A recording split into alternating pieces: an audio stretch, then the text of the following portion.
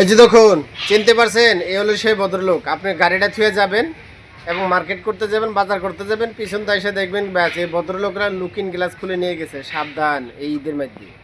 যদি রিজিক আপনার থাকে যে কোনো মূল্যে সেটা আপনার কাছে পৌঁছাইবে, আপনাকে পরিশ্রম ছাড়াই আল্লাহ তাআলা মিলিয়ে দিবে। এই ভাইটি পাথর উত্তোলন করে, কিন্তু ওখান থেকে পানির সাথে এবং পাথরের সাথে কত বড় একটা মাছ আইলো। আসলে এটা সবচেয়ে বড় রিজিক। আমরা সিনেমার মাঝে যে বড় বড় সাপগুলো দেখি, যে বিশাল বড় বড় সাপ, এরকম বিশাল দেহর অধিকারী তারা তারা কিভাবে সিনেমার মধ্যে আসলে অভিনয় করে এবং কি এগুলো কিভাবে শুটিং করে সেটাই এখানে দেখানো হচ্ছে। আসলে আমাদেরকে বোকা বানানো হচ্ছে। আমরা আসলে বোকার স্বর্গে বসবাস করি।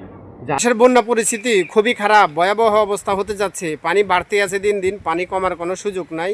যার কারণ ইন্ডিয়ার দাদা বউরা পানি ছাড়া দেওয়া শুরু করে দিয়েছে অলরেডি।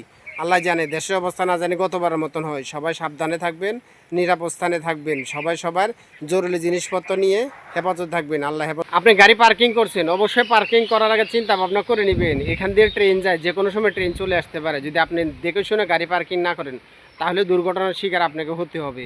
এখান দিয়ে ট্রেন আসে জানে, তারপরেও উনি গাড়িটা এখানে রেখে দিয়েছে।